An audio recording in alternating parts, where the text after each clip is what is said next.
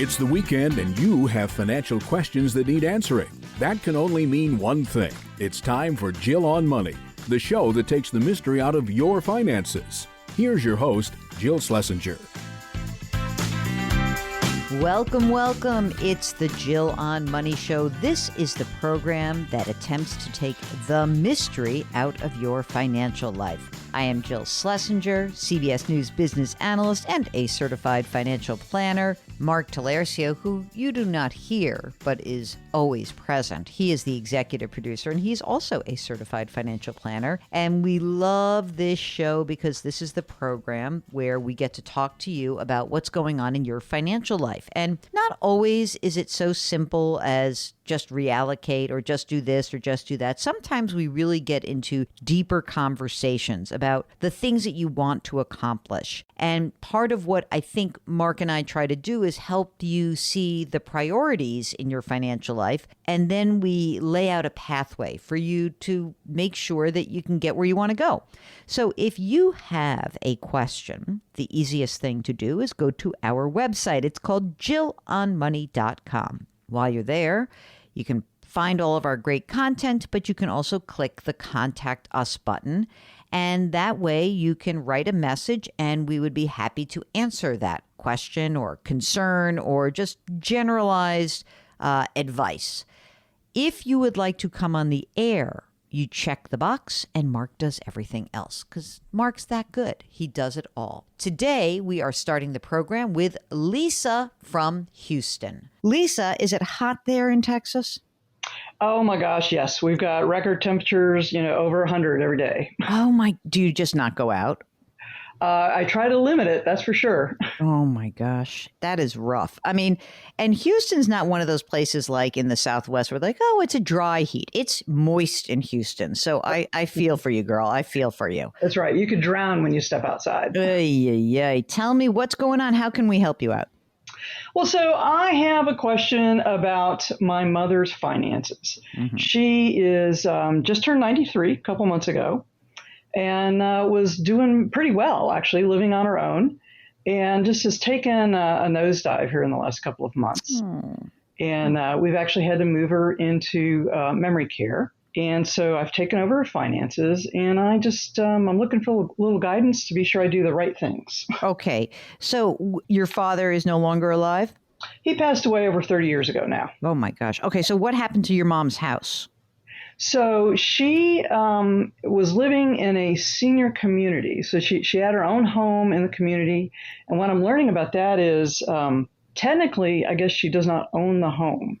She pays a license, an occupancy agreement to live there. And so when we're done moving her out and they release it, she gets a portion of that fee back. So that'll be, I think, around $50,000.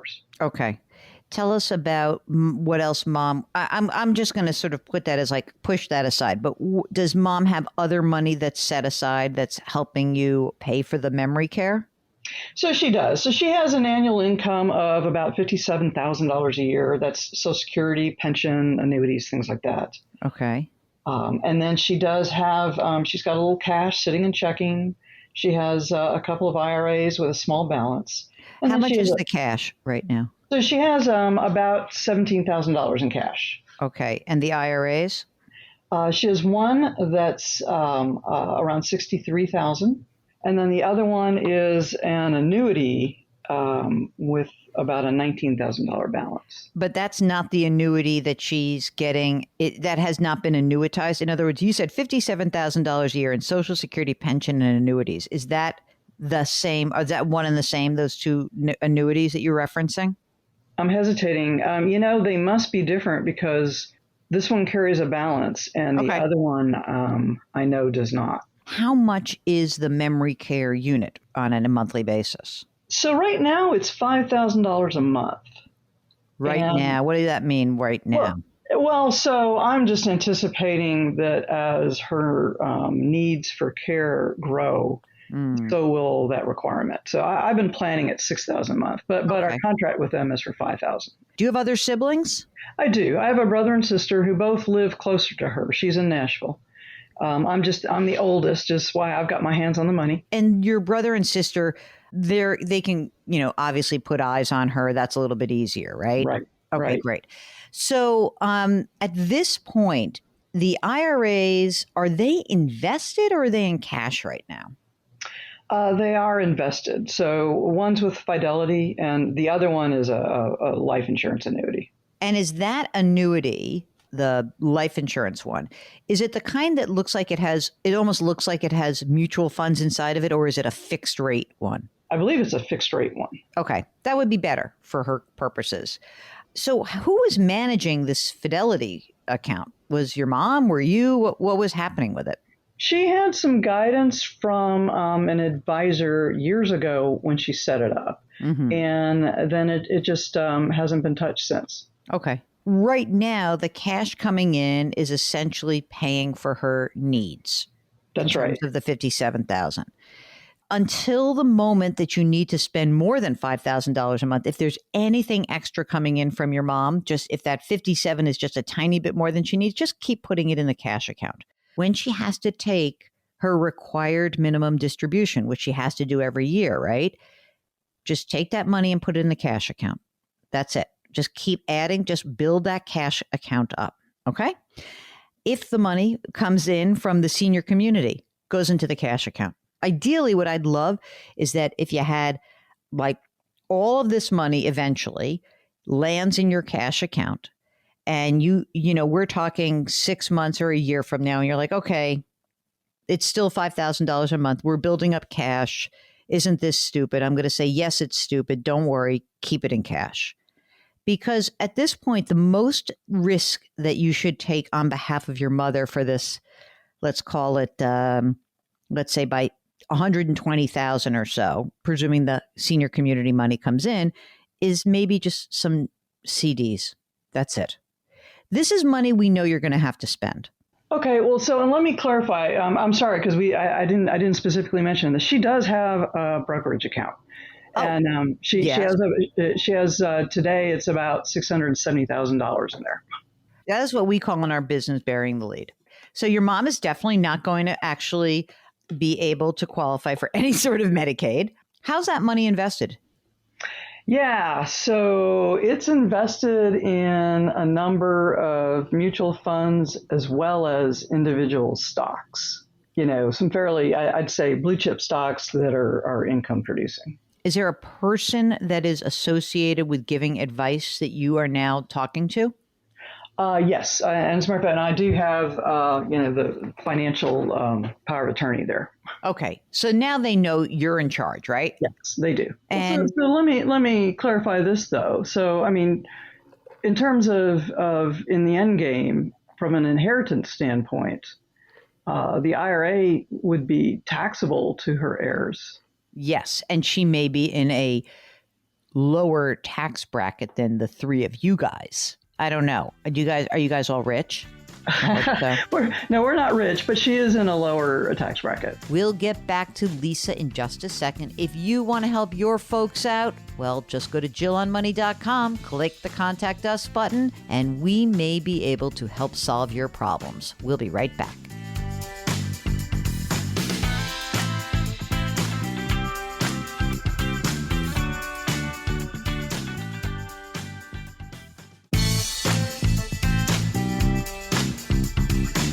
Back to Jill on Money, where Jill Schlesinger helps you take the mystery out of your finances.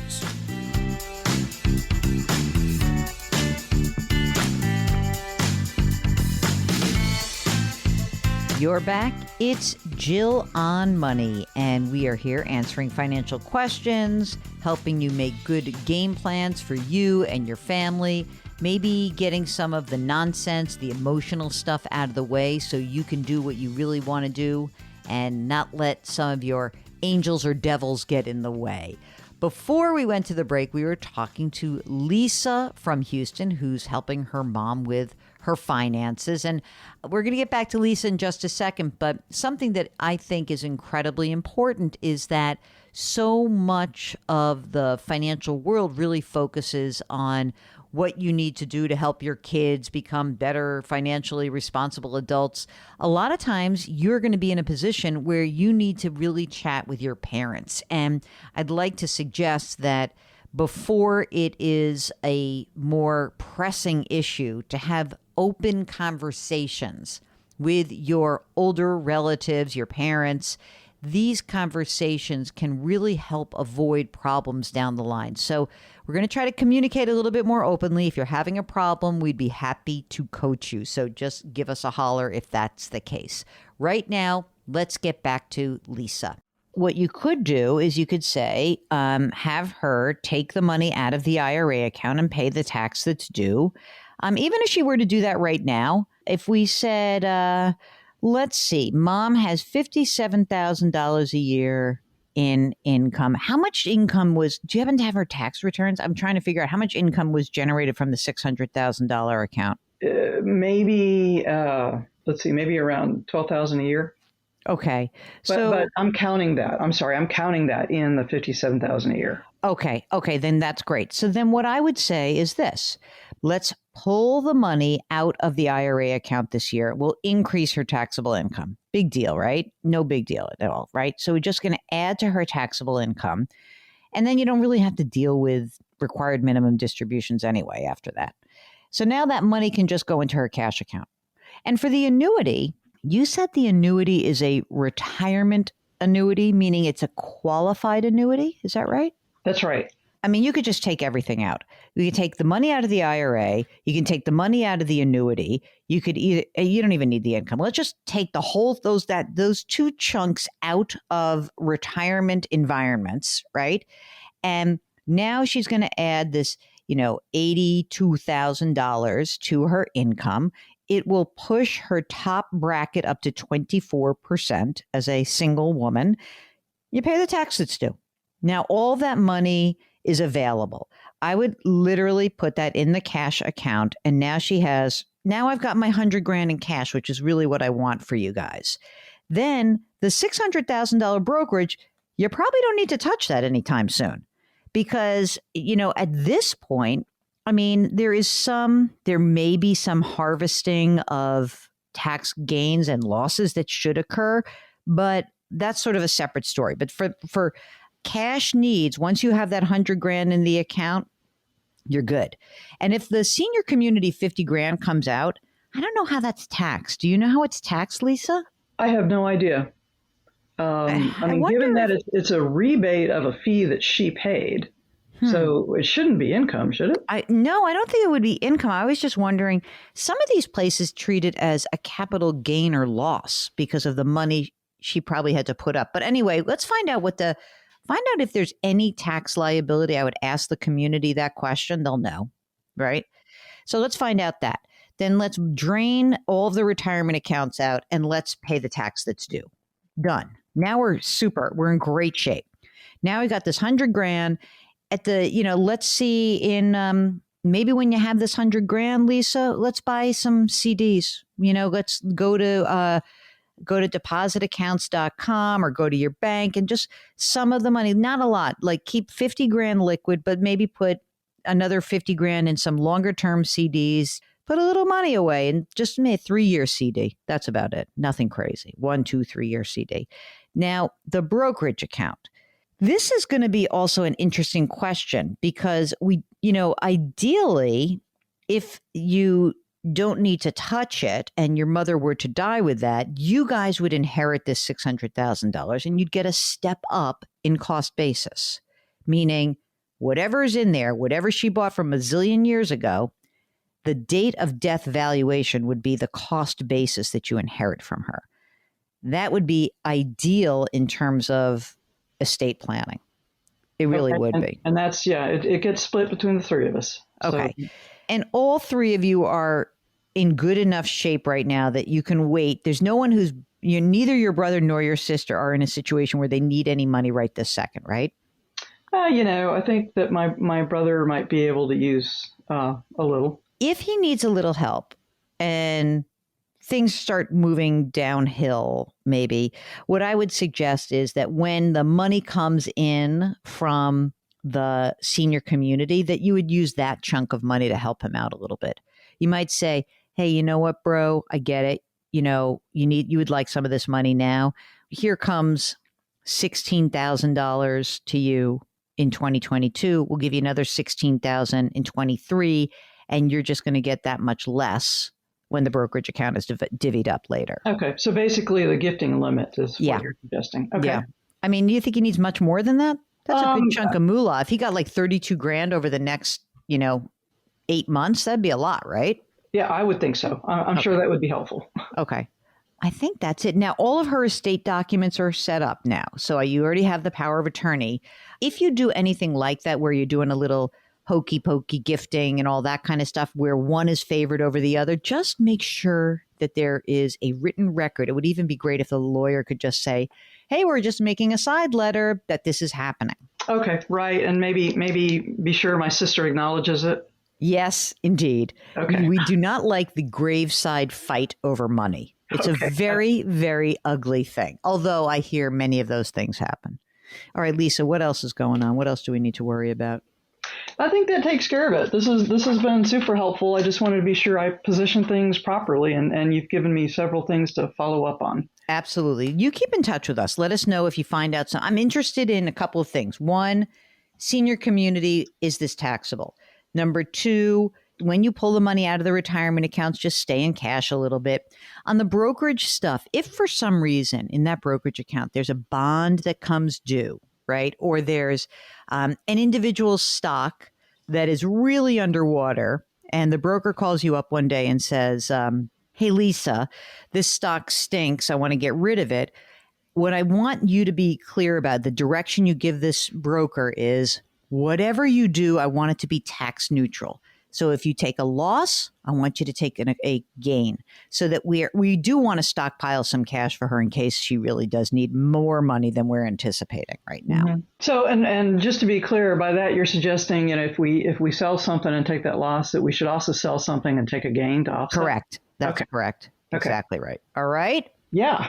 Well, thank you so much. Oh, good luck. I'm so sorry about this situation. It's terrible. Okay, so, listen, it is the beginning of the school year. It means that many of us are thinking about getting back into our mode of paying attention to our money. If that is you, we encourage you to go to JillOnMoney.com and click the Contact Us button. Of course, let us know if you would be willing to come on the air live. Now, also on the website, here we go. This is like the beginning of my many-month pitch to you guys. I have written a new book. It is called The Great Money Reset. Change your work, change your wealth, change your life. This book was inspired by you, meaning everyone who listens to this radio show on the weekends, maybe you listen to it on YouTube, and also all the folks who listen to the two podcasts, Jill on Money and I on Money. All of you guys helped create a community where you felt safe to ask me financial questions about how to make significant changes in your lives. And that is really the cornerstone of the book. Mark and I were talking about how people were really focusing on using chaos and turning it into opportunity. And so that's what the book is all about. So check it out, The Great Money Reset. It is online, ready to pre-order at JillOnMoney.com. Okay, we will be right back.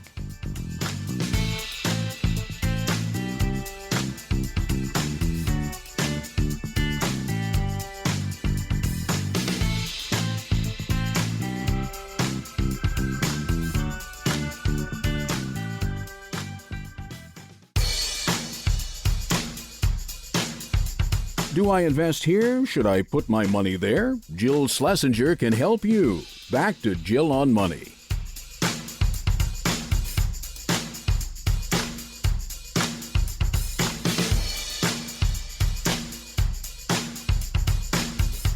You're back. It's Jill on Money. And I've been thinking about all the questions that we've been receiving lately. And, it's interesting. I think we must have a different kind of an audience that, of course, we've had some people who are worried about markets and how hard it is to manage that. But most of the time, we are answering questions about your real life, whether you've done enough to get you where you want to go. And this is essentially what financial planning is all about. If you've been thinking about financial planning for you and your family, you should check out our sponsor, Facet Wealth. Facet Wealth has certified financial planners. They're ready to help you out. And why is that so important? Because CFPs are fiduciaries. They've got to put your best interest first. And one of the coolest things about Facet Wealth is they make financial planning accessible to a lot of different kinds of people, not just rich people. So go check out Facet Wealth. You can visit cbsaudio.com/Jill for 2 months free off your first year of financial planning at Facet Wealth. Okay, let's get back to more listener questions. Right now, we are going to talk to Sean, who is on the line from Virginia. Hello, Sean. How can we help you out? Hi, Jill. Hello, Mark. Yes. Thanks. It's great to talk with you. I have a problem, which is a problem that's nice to have. My wife and I have been great savers. We've assembled a very healthy portfolio. It's about 70% of this is in tax sheltered and about 30% in taxable account, which is nice in that I think we're good up until the point, Joe, we need to take RMDs. But that's when the problem occurs. Because of the healthy amount of money we have in the tax sheltered, we're going to get hit with a pretty significant tax hit. Yeah. And so to me, I think we've got a perfect opportunity for using the Roth conversions during the period up to RMDs where, we can convert the money into the Roth. But what I don't know and where I'd like your guidance is how do we really figure out what's the right plan for the amount of monies to convert? Because there are things like, the Social Security tax, capital gain taxes, the IRMA, which is annoying. Annoying, right? We've got ACA, healthcare subsidies, and all of those other factors to try to balance out the amount that we would prepay. So I'm kind of lost from that standpoint. I thought maybe you and Mark might have general guidance. Oh, yeah. We can rules help of you thumbs out. or some direction here. We got your back, Sean. Sean, how old are you? I am 64. Okay. And my wife is 62. Okay. Are you retired now or are you still working? I am retired, and the wife will be retiring next spring. And how much does she earn? $150. Tell us how much money is in pre-tax retirement accounts. So I have about 3.7 in tax sheltered. Okay. And you have $1 million in non-qualified or taxable? About 1.5 in taxable.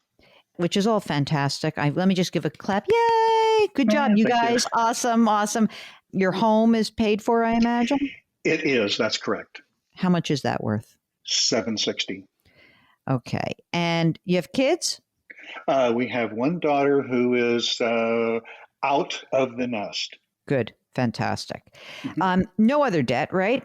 Correct. Okay. When you say $1.5 million, is that all invested or some of that in cash? Yeah. So I'm a little bit healthier in cash position than I might normally be, but there is $350 of that is in cash, money market type, liquid types of assets. Okay.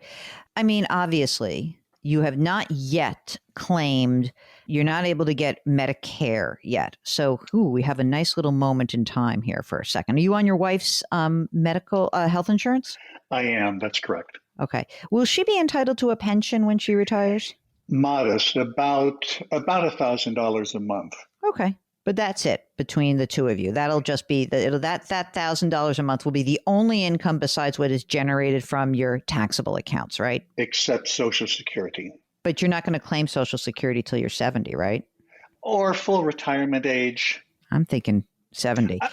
70 if that helps the process we're about to talk. Yeah, that's exactly what I'm thinking. Okay. Yeah. So now let me just give everyone a little bit of a sense here.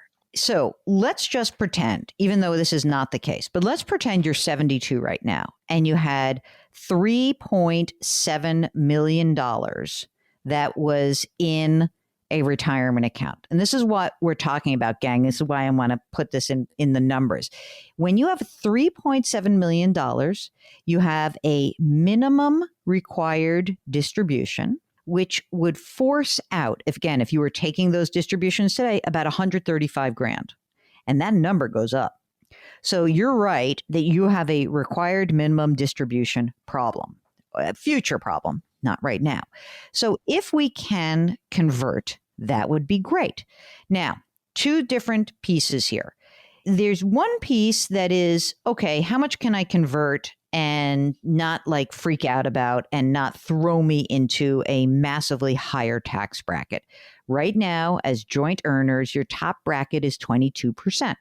I would suggest, at least for this year, before your Medicare, claiming your Medicare, for this year, that you convert enough to go up to the next tax bracket, which is 24%.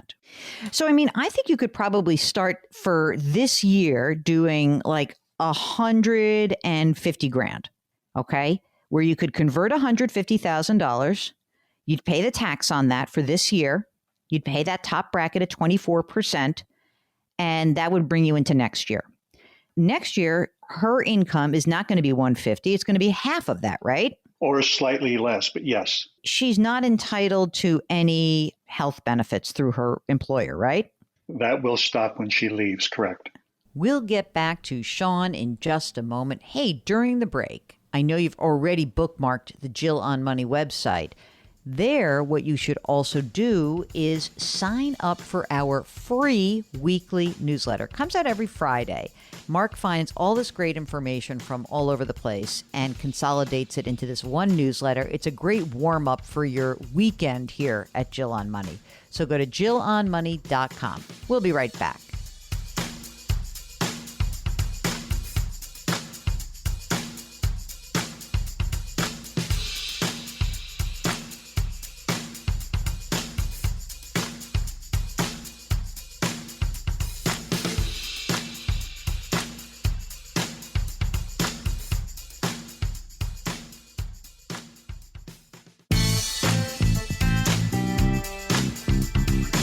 .401ks, IRAs, refinancing, she covers it all. Back to Jill on Money with Jill Schlesinger.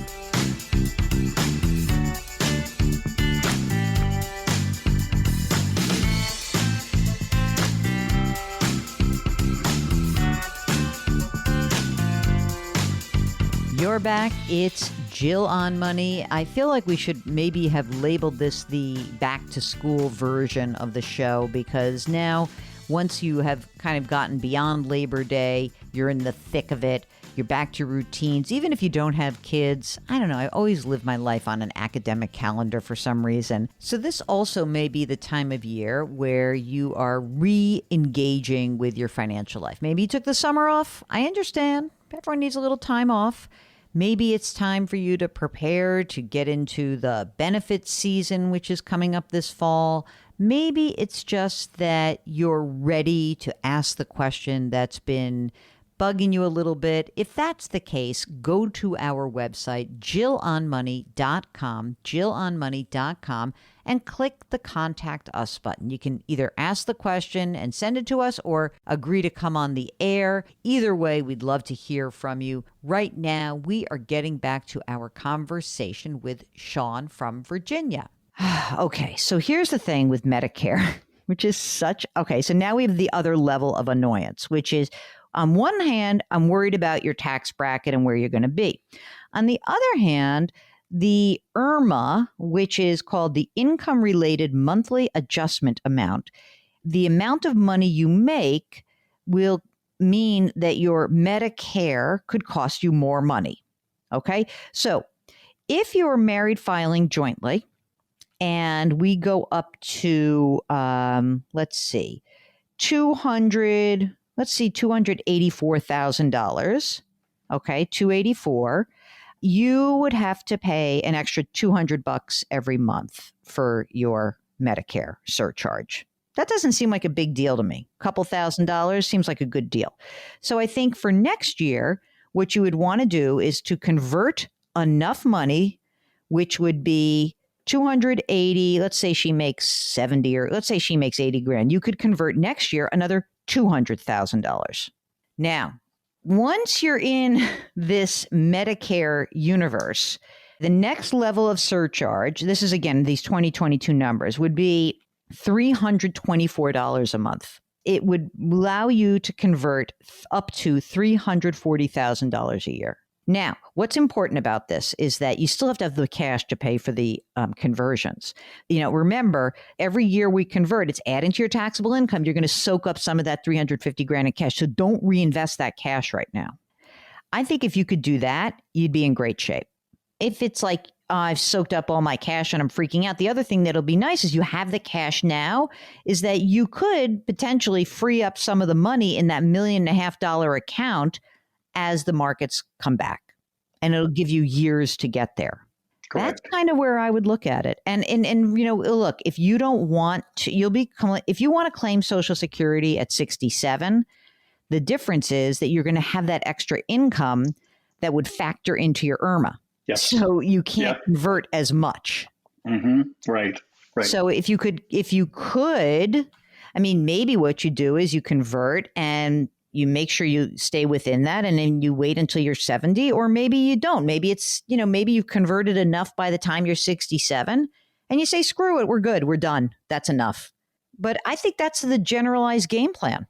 So if you're listening, there's kind of like 3 different aspects of this to keep in mind. When you get older, number 1, I want to convert, but I don't want to go into a hugely larger tax bracket. So that's number 1, right? So for you, I think staying in the 24% bracket makes a lot of sense. Okay. Number 2, how much can I convert before I start having to pay a premium for this income on my Medicare? By the way, that IRMA surcharge, gang, it's a cliff, which means if you get to $1 above the threshold, you have to pay the money for the whole thing. It's not like an income tax brackets where it's like the last dollar is taxed at that highest amount. It's a cliff. So you basically get the full corresponding surcharge to all premiums paid. So you really have to be careful about this. Don't you think that there's a good chance RMDs get pushed to 75 before they have to take it? It could be that we get the Secure Act. So the Secure Act was an act that was passed. Oh my God, Mark, when was it? 2019? And required minimum distributions got pushed from 70.5 to 72. There is now some talk that it will go to 75. Now, here's the good news, Sean. If that happens for you, we've got a little bit more play in this. A longer runway, right? Yep. I think you've got the right game plan, though. I really do. No, this was really good. I knew I needed to probably at least get to the 22, and you and Mark were saying probably okay to get to the 24%. Definitely. I would definitely do it. Yeah. Mm-hmm. Listen, just think of it this way.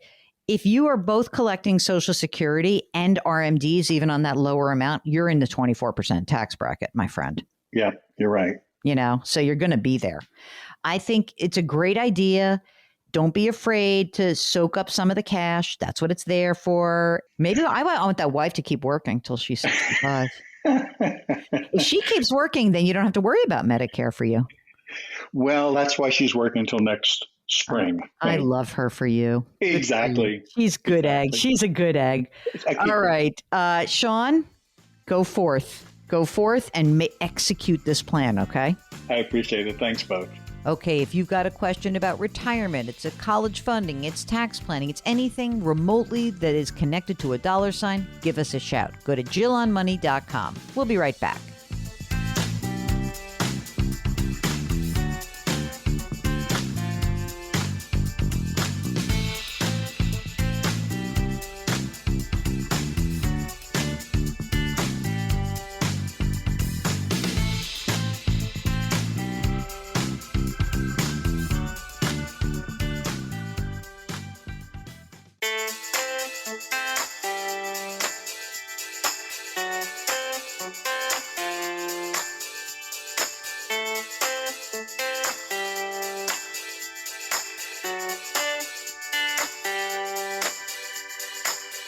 You're back. It's Jill on Money, and we are here answering financial questions, some of which are seemingly easy, but a lot of them are thorny. A lot of them are emotional.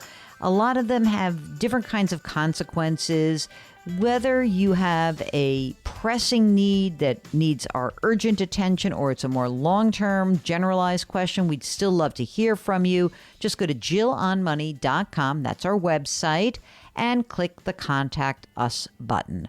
Gloria writes that she is being advised by her financial planner to purchase long-term health care insurance. She says it will cost about $3,800 a year, and that will be for her lifetime.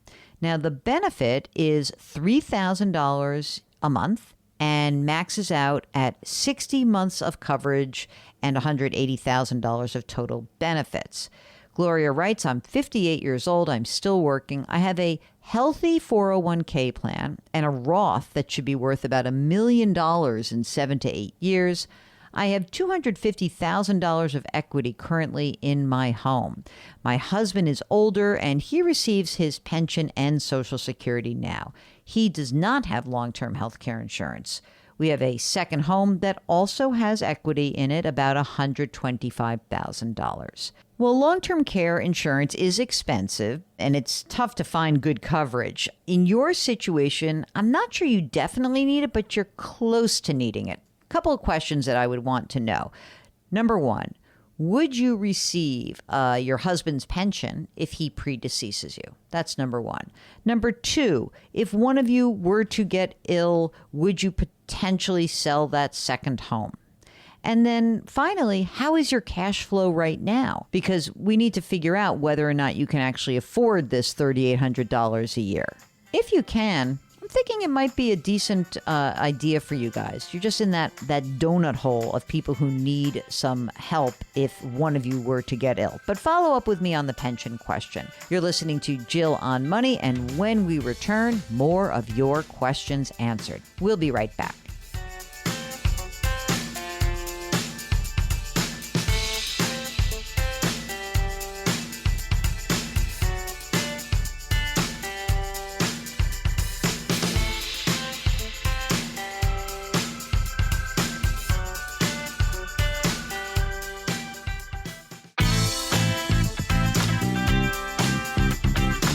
It's the weekend, and that can only mean one thing. You're listening to Jill on Money, the show that takes the mystery out of your finances. Here's your host, Jill Schlesinger.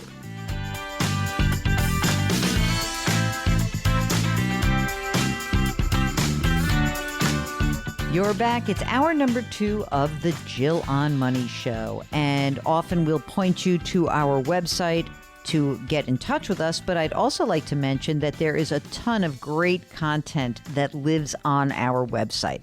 And the first thing you need to know is that this radio show is not the only program we do. We actually have 2 podcasts. One is called Jill on Money, and it comes out every single day. The other is called Eye on Money, which comes out twice a week. And we've got links to those podcasts. It's very easy to use podcasts if you have never done so before. Check it out on the website. We also have a blog, so I write articles all the time, and we have a little section for video so you can see what TV segments I've been doing. So lots of stuff there, including our resources section, and we're looking to beef up our resources section this fall. So if you've got suggestions for different kinds of websites that have helped you in your financial journey, we would love to hear from you. So JillOnMoney.com. That's where it all lives. Right now, let's go and talk to Ron, who's talking to us from the Midwest. What's going on? How can we help you out? Well, my wife and I need to make a decision on her pension options. Okay. Let me Tell give us you a little. more. Well, I'm 58. My wife is 59. I make $125,000 a year, and I also draw a pension of $50,000 from a previous employer. Wow. My wife is currently collecting $6,500 a month on long-term disability. And as far as our retirement savings, we have about $260,000 in Roth accounts and about $2.2 million in traditional IRAs and 401ks. Holy smokes, you guys have saved a ton of money. out of curiosity, since you have so much income right now, what do you need to live on? What's kind of your monthly nut? Probably about 11,000. And your wife is on long-term disability. Does she need care in the home? I'm just trying to get a sense of her condition and whether those costs of $11,000 a month could rise. No, she doesn't need care at this point. All right, good. On your $125 a year, are you currently maximizing your retirement contributions? No, I'm only doing the 4% to get the match because we've been keeping our withholding quite high to do Roth conversions on an annual basis. Oh, that's great. So do we have that? What's the choice on that's being presented to you? Okay, the two options are she could retire under a traditional retirement and have a lump sum option of $440,000 a year, or not a year, $440,000 total. Right. Her other option would be to retire under disability. She would continue to collect her $6,500 until age 65, and then at that time, she would have a pension of $2,400 a month, and it would pay me $1,500 a month if she died first. Okay, so there's a survivor benefit. Right. Okay, if she retired under and collecting her disability, right? If she made that election already and she died before she got to that, with the reduction at 65, what would happen to the $6,500 a month that she's currently getting? It would go away. Okay. And then would you have any benefit of hers or not? Yes, there would be a $1,500 a month. Okay, so that would be it. Okay. And what about your plans for your own retirement? What are you thinking? Well, I'm thinking probably around 60. If you were to look at your own Social Security benefit, what would that be? $2,900 at full retirement age and $3,600 at age 70. Okay, so you would have, let's just look at your full retirement age, $2,900 plus you'd still have your $50,000 a year of pension, right? Right. So let's just say I'm leaning lump sum, and I'll tell you, and I don't usually, but I'll tell you why I'm leaning lump sum.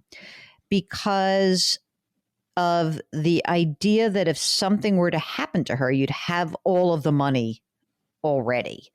You have tons of money. And I think you probably, because you personally have your pension, you would get, if something did happen to her, you would have, you'd have your pension, you'd have your Social Security benefit, and you'd have all this money. How do you feel about managing this money yourself? Who's managing the $2.2 million? I was about to say trillion, $2.2 trillion, $1 million. I'm sorry, I just gave you $1 trillion. How do you feel about managing that? Well, we're working with a financial advisor now. What do the financial advisors say in terms of the pension choice? I'm going to be speaking with them next week. I wanted to reach out to you first. So this was pointed out to us where I used to always lean to pension. And then a financial advisor that we're friends with of the show, had pointed out to me, yeah, but if something happens before you get, you're sort of at a certain age, you then have all the lump sum for the survivor. So that's the only reason that I've really shifted quite a bit. I'm really leaning lump sum. What you could do, if you think about it, is that you could keep converting your money slowly but surely, right?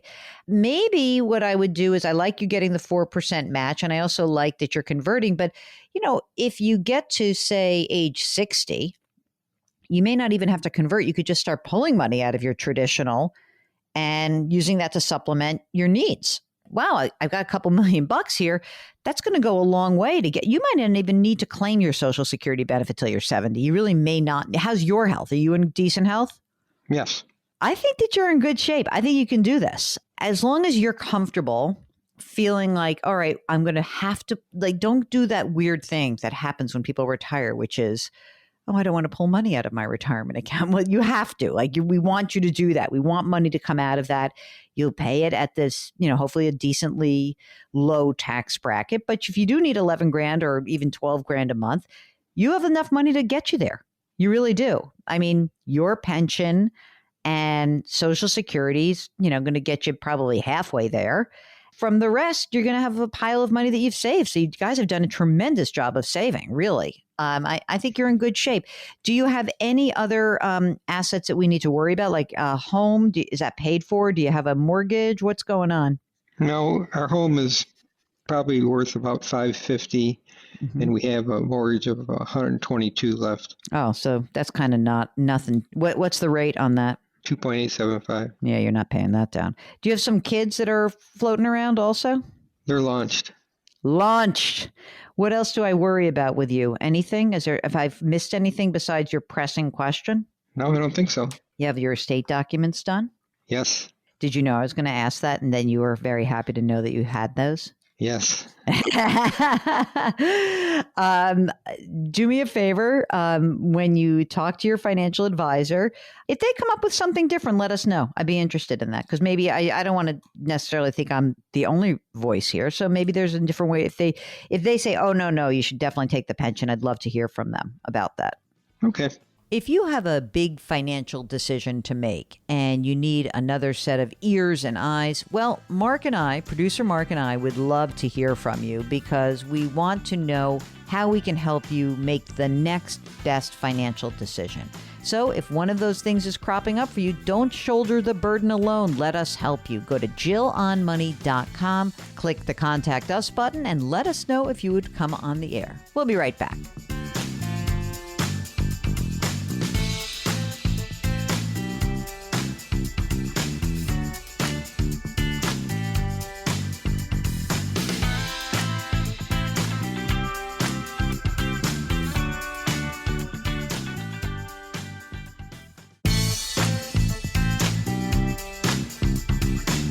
Back to Jill on Money, where Jill Schlesinger helps you take the mystery out of your finances.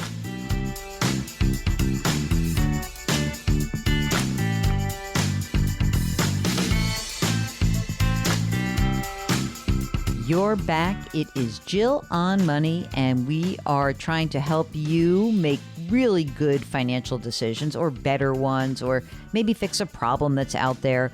We don't like to make this about a judgment. You're not bad if you've messed up. Everyone's messed up in their financial lives at some point. So don't worry about it. You're probably being tougher on yourself than anyone. Let us help you. Just go to JillOnMoney.com and you can click the Contact Us button.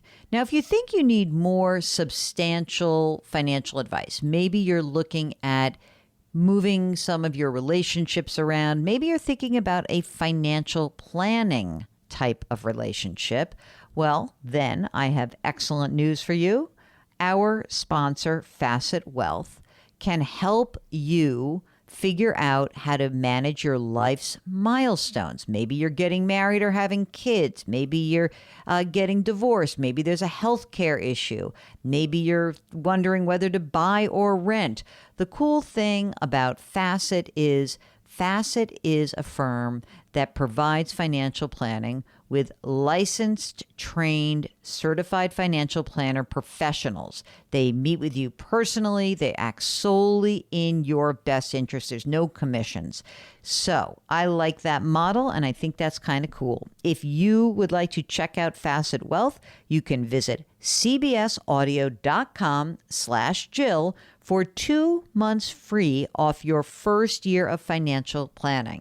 And remember, financial planning is not just about the money you need to invest. That's not what it's about. It's about your needs, regardless of how much money you have to invest. Whatever your circumstances, Facet is going to provide you with reliable, personalized financial planning. So again, check it out, cbsaudio.com/Jill, and you'll get 2 months free off your first year of financial planning. Right now, let's talk to Michael from Delaware. What brings you to us? Tell us what's going on. I hear everyone talking about retirement, and I'm 57 and I want to retire by 60. So you're 57, which is oddly close to my age. And so the fact that you want to retire brings up this anxiety in me that I can't retire. So I'm going to try to give you the best advice I can without letting my own personal feelings about freaking out about retirement impact you. Okay? Deal? Good deal. Okay. So you have been working for a long time, I presume. And so are you unhappy at work, or where are you in your sort of the emotional part of this? Well, my company was bought about 7 years ago, and it's very corporate. So not thrilled, but I love what I do. Oh, So okay. So it's not horrible. it's not horrible, but it's not great. It's not what it was. You really Right. did love it. Yes. Okay. So tell us about a little bit about yourself. So you said you're 57. Are you married, partnered, single? What's your situation? I'm married. My wife is 56, and she's fortunate to retire. She retired 10 years ago, actually. How come? Like, what was she doing? She worked for the post office. Oh, that sounds like a pension. Does she receive a pension? Yep, she has not the full pension, but it was a small pension. So we made the decision. Well, she made the decision. She wasn't really happy, and I said, if you're not happy, then let's try it and see what If you need to go find another job, then you'll do it. All right. What's her pension? $900 a month. And is that just based on her life, or is it if she were to die, would you get part of it? Yes, we set it up that way. Okay, got it. All right, so that's $900 a month from her. How much do you earn? About $190. Do you put money into a retirement plan currently? Yes. How much? About 15%. All right, so you're maxing out. You make your catch-up contribution also, right? Yep. Okay. Is it a traditional that you're contributing to or a Roth? It is traditional. How much is in there right now? About $780. Did your wife also have a retirement plan from, a supplemental of what would it be? TSP? 600. Oh, and that's still in the TSP? Yes. Okay. Besides your traditional and her TSP, any other retirement assets, any Roths or old IRAs? Yes, we have the Roth IRA. Okay. How much in the Roth IRAs? It is about, between us both, I believe it's about $320. Great. That's a lot of money that's got shoved in there. Yeah, we started very early. That's great. Okay. Traditional, TSP, Roth. What other assets are out there and around in your life?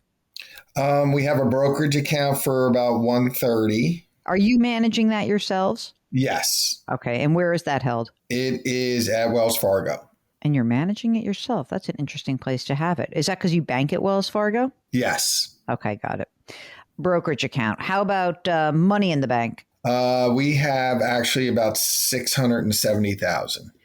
Planning on doing something with that pile of cash? Yes. Well, we sold our house in New Jersey, and we had some cash there. Mm-hmm. And I took, some out of the brokerage account just because of the way the world is, and I was a little nervous. Yeah. So I want to do something, and not sure yet what. I do have a financial advisor help me, like with the Roth IRAs and stuff. Okay. So I just, on the brokerage side, I kind of play myself in the market. Okay, I gotcha. Where is the financial advisor? At what company? Wells Fargo as well. And is this person a certified financial planner, or is this person a broker who gets paid on commission? How do they get paid?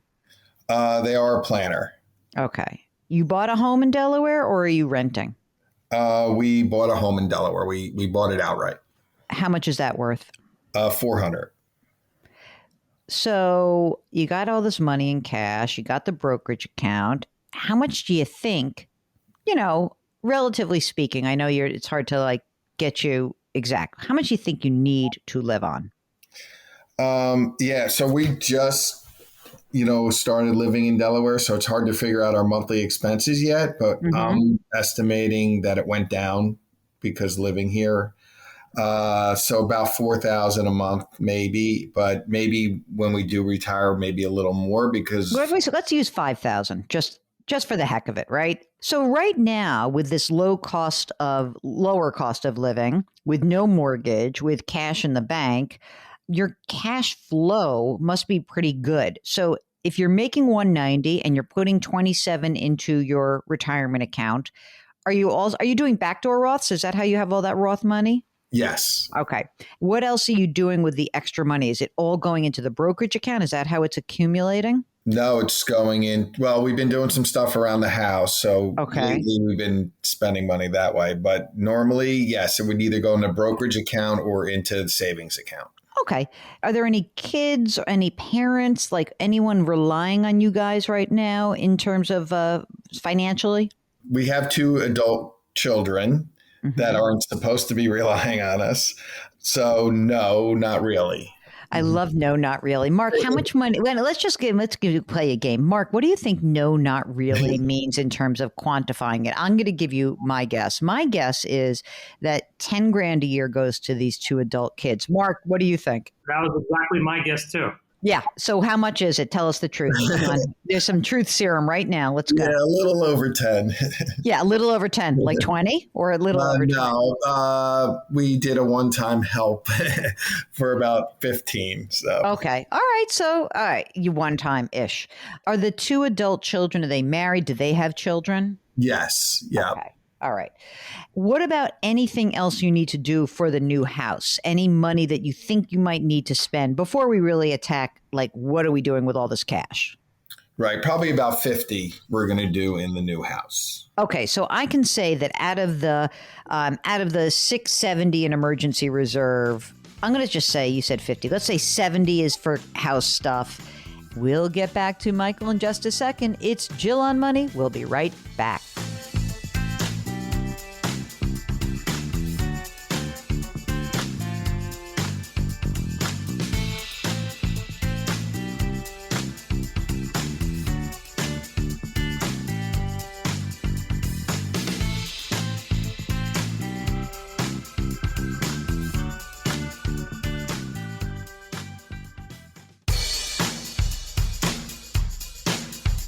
Do I invest here? Should I put my money there? Jill Schlesinger can help you. Back to Jill on Money.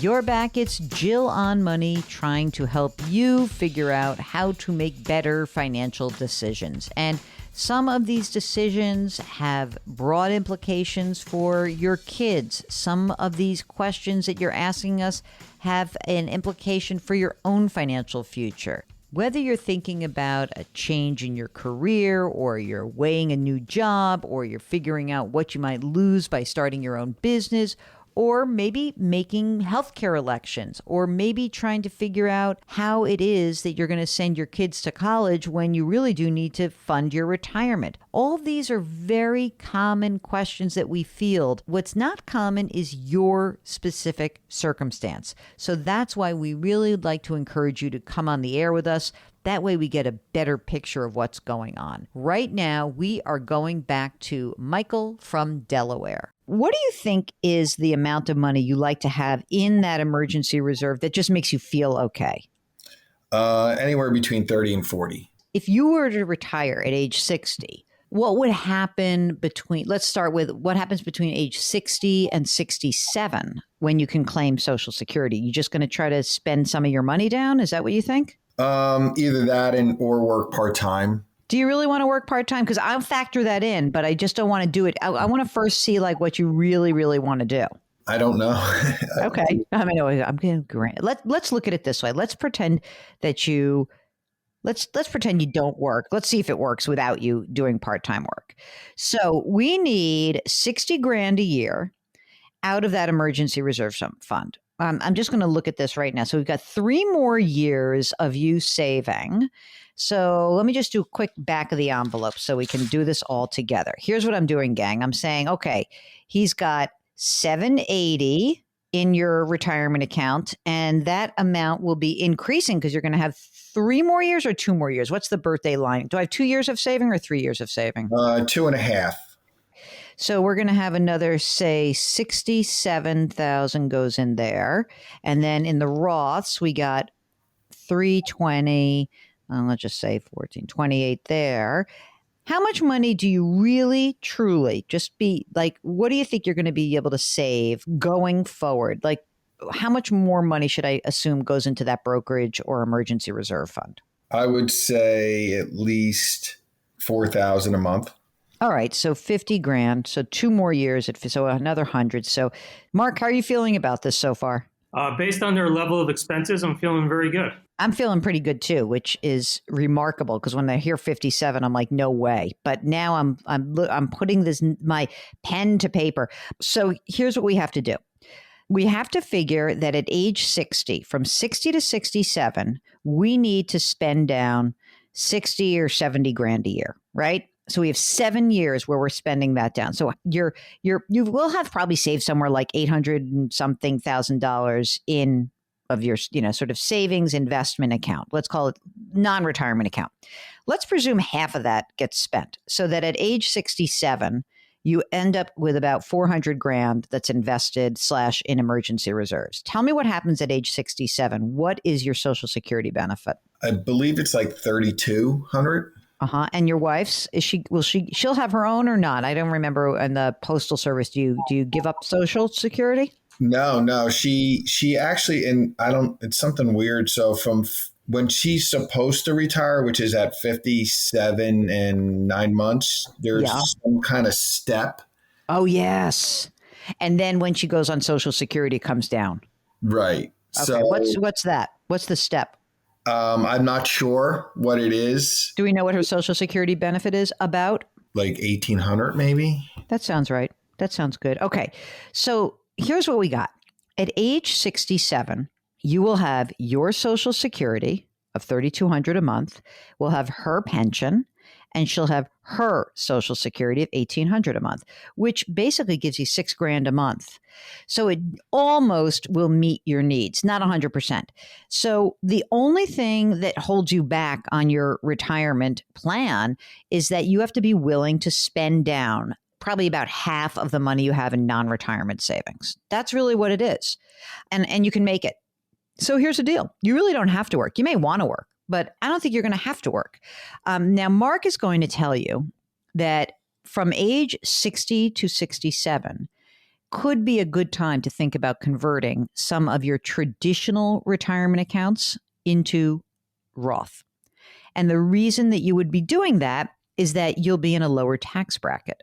I mean, we don't know what tax brackets are really going to be in a few years, but I'm going to presume ish. And so, you'll probably be able to do some of your conversions and be in the 22% tax bracket. Because again, you'll go from having income of 190 plus, 10 or 12 from your wife. You'll go from having that to having much less. And then you'll be able to convert some money.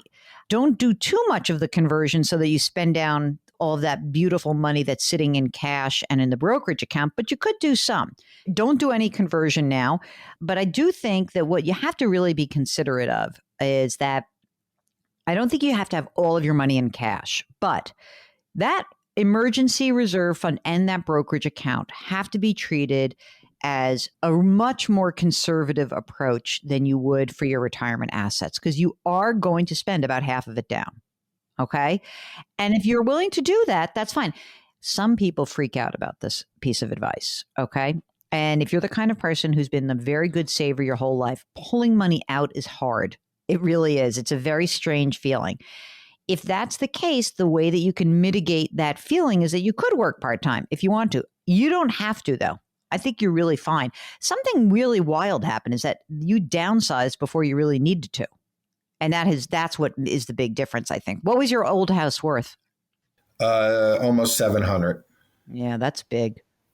So this was a good move on your part. I think you're good. Do you guys have life insurance? Yes, we have about $1 million each. Okay. And what about wills and trusts or healthcare proxies, anything like that? Yes, we have it all. Sometimes we can't just wave a magic wand and make everything perfect for you, but we can come up with different scenarios for you to consider. That's why we would love for you to ask your question and tell us exactly what's going on for you. Just go to JillOnMoney.com and click the Contact Us button. We'll be right back.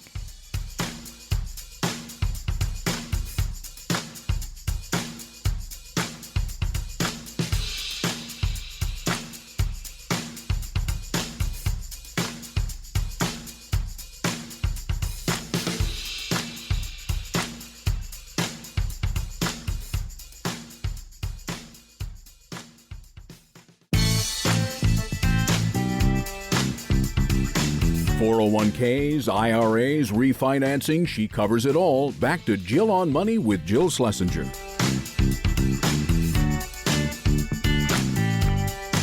You're back. It's Jill on Money. Let's get to Joe from Florida. What can we do for you? I have the classic "Can I retire yet?" questions. Okay. Tell us about yourself. Well, I'm 57 years old, be 58 in September, and I live in Florida, that no tax state. But what I'm trying to figure out is, have I saved enough? Mm-hmm. But wait a second. I'm going to start asking this question more and more because we had this question yesterday and also a 57-year-old. But because I'm your age exactly, I kind of want to know, is the retirement because you're not, like what's prompting it? Is it like I'm burnt out? Is it I hate what I do? Is it I hate the organization where I work? What's the prompting of the actual question? It's not that I hate the organization I work for. It's been 20 years with them, though, and it's just played out. So I think I'm just done with this company. Will I work again? I'm not sure. If I do, it'll probably just be a part-time small gig. All right, fair enough. I just think it's interesting to hear, maybe I need a little coaching of my own, which is to hear what people have to say about why they're making or why they're wondering about the next chapter. So, Joe, you said you're 57, about to be 58. Do you have a partner? Yeah, I do. I have a wife, and she is currently 52. Okay. And does she work as well? Nope, she doesn't work. Okay. Kids, grown? No kids. No kid. This makes the retirement planning a lot easier. How about any parents you have to still worry about or siblings? No, they're all taken care of. Great. Okay. So how much do you earn right now? 142. And are you contributing to a retirement account? Yeah, I fully funded both the HSA and 401ks for the last 3 years. Are you using a Roth or a traditional? I'm using a traditional 401k, and then I'm funding the Roth on the side. Little backdoor Roth? Yeah. Okay. So you got $7,000 going in there. And how much money's in the traditional account right now? The 401k is currently at 436. Okay. And how much is the Roth? Well, the two Roths together are 356. Wow, that's great. How about any other assets? Money in the bank or brokerage accounts? What do you got out there? I have IRAs in both mine and my wife's name that's currently under management, but that's one of my questions. And that total for the IRAs is $650. Wow, that's a lot of moolah. Brokerage? I have one brokerage account with $279 in it. Also managed, or are you doing that? I'm doing that. Okay. What about cash in the bank? Cash in the bank, 102. You guys own your home, or do you own a condo? What do you got going on in Florida? We own a home on the water. Ooh, very nice. How much is it worth? Approximately $900. And is there a mortgage that's still outstanding? No mortgage. Do you plan to stay there? I mean, most people are like, I'm going to move to Florida, but you've already moved to Florida. So is that, I don't know where one would go from there. Like, oh, we're in the East Coast. We're going to go to the West Coast of Florida. I mean, but what do you think? I don't think so. I think we're going to stay put. If anything, I would downsize just slightly. But the real estate market's kind of crazy right now. So I'm just staying put for right now. Okay. What do you think you need in terms of living expenses? Okay, so I've been running my expenses for the last 3 years. Oh my God, the spreadsheet king speaks. I am. I'm sorry, but 46.5 is what I need. That's the average of 2018 to 2021. Are you kidding me? $50,000 a year? That's it? Yeah, that's it. It's shocking. When you hit your Social Security full retirement age, what will your benefit be? It will be... That would be 67 probably is the age. Yeah, $3,011. I'm going to round it down to $3,000 a month. $3,000. Okay. And your wife would get half of that, or did she have her own record on which she can claim? She has her own record on which she can claim. It's probably going to be close to half of that, though. Any other income that we should account for? Anything else that we should consider? I have an irrevocable trust coming to me for $100,000 probably in the next 10 years. Oh, that's interesting. If you go and if you say like, can I retire? You're going to have to spend money between now and 67. You do. When are we really talking about retirement? Are you talking about this is going to happen immediately, or is this going to happen at 62? And where are we going to get your health insurance? There's a lot of questions I have for you. So the thought was I'd retire in March of 2023. I guess a gold classic medical plan through the Affordable Care Act is about $308 a month for my wife and I. Okay, so you could absorb that, but what are you going to live on? Are you going to just use the brokerage and cash to basically live on? Because we have to generate that $4,500 a month, right? that $50,000 a year. So, what's the game plan between now? So we have 10 years before you can claim Social Security. What I'm thinking is, it's going to be cash in the brokerage account until I hit 59 and a half, and then I'll probably start tapping my IRA. A little bit at a time, you'll pull it out. And then supplement it with cash and the brokerage. Okay. If that's the case, you can pretty much stop putting money into your retirement account right now and just, your traditional IRA. You can keep doing the Roths if you'd like and keep funding the HSA. I would stop putting money in your traditional account and I would just stockpile cash. If you've got a question, go to JillOnMoney.com. We'll be right back.